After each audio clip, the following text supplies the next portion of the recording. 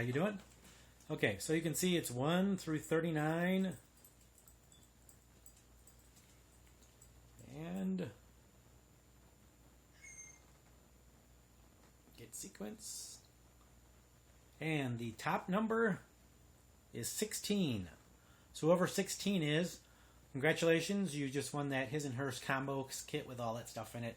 I don't remember what it all was, but it's on the other post. You guys know what it is. So what I want to talk to you tonight about, I had a couple questions about what my favorite beard oil is, why I started it, that kind of stuff. I will answer some of those.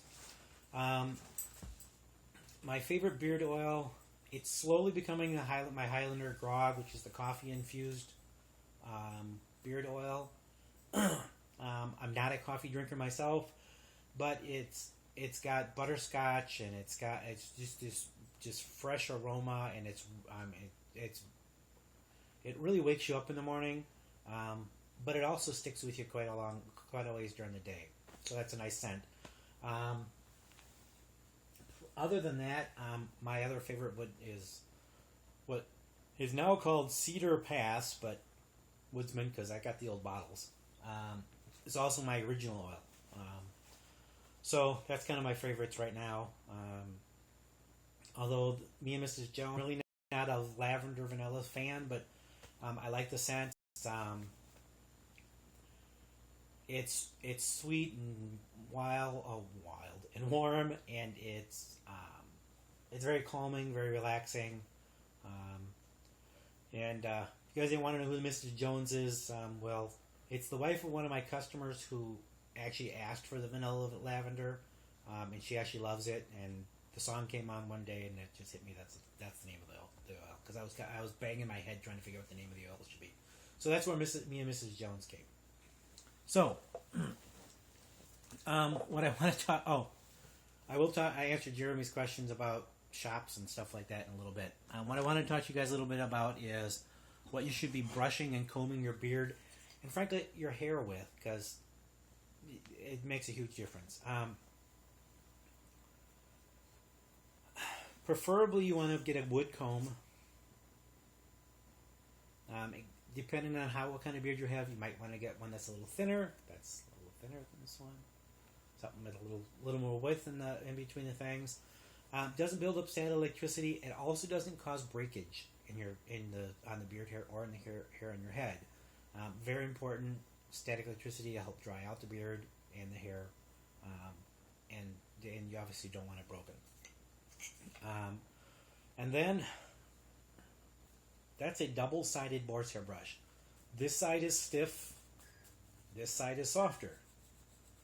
I find using it both, because the stiffer one I actually can get through my beard by brushing it and holding my hand on the other side, and then brushing it this way the same way with the thicker one. And then you can use the softer side to kind of form it and shape it. And so a lot of guys sell the softer side ones, and they say, oh, it's just for forming and just for kind of getting a thing at the end. Well, yeah, if all you have is a soft boar's hair brush, it certainly will. But boar's hair brush is really good. It actually helps pull natural oils and any oils you've added to your beard down through the beard. Makes a huge difference. Same thing with wood combs, very important. Now, I've searched high and low and they do Kent makes a really good comb that's a plastic comb, because it's handmade. They're not, I have one, but I don't know where it is right now. They're not, they don't have the little edges on it. But what I found really good that works for my mustache, and the ladies are going to know what this is. Some of you guys might know too. It's an eyebrow comb and brush. And that actually works really well for my mustache, because I find using a regular comb or using one of the other brushes, I really can't get down to the lip with it. So I'm not pulling any dead skin and stuff out from it, where I do with the brush on the rest of the face. So I found this works really well. And actually, if you wax your stash, it works really well to, do the brushing off to the side, the combing off to the side, and all that too. Not an expert on mustaches. You want to put an expert at, hey, how you doing, Paul? just hanging out talking. That's all I'm doing, Paul. if you want to talk to someone who's an expert on mustaches, talk to Tyler Perkins. The man has an amazing stash. Now, Jeremy Bailey had a question about what got me started in doing my own products. It was actually a YouTube video that got me started making my first product, which was actually soap. Like this. That's kind of an ugly one. But, soap like that. I had always been interested in, that kind of stuff, but had never tried it because it's like, oh, you gotta do it, and then it takes this long.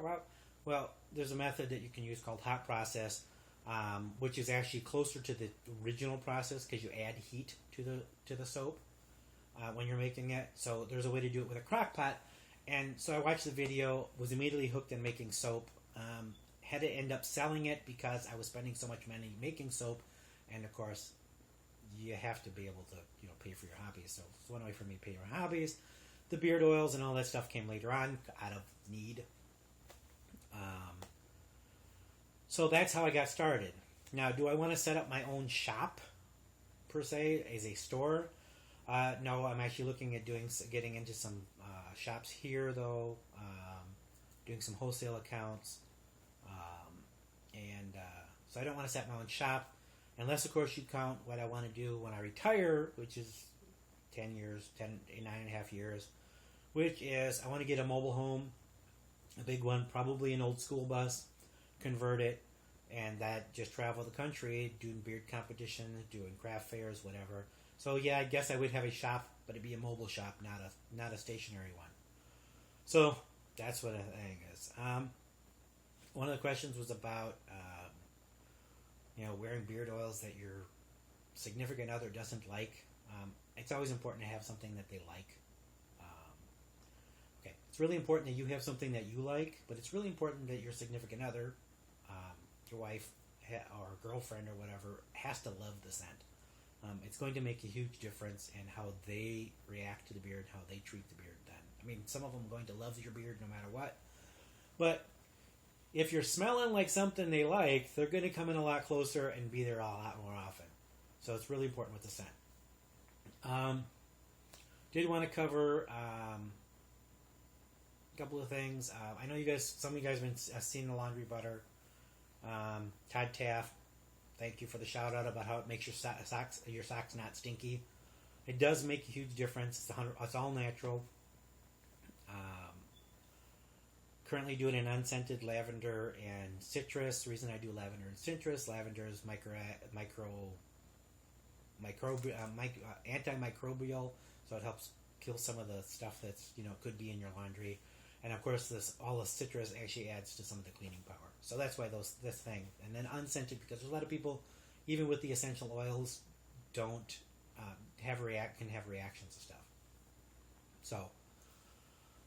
That's why that one. I may have another one coming out. Got a suggestion from somebody. I got to try it out myself to see how I like it.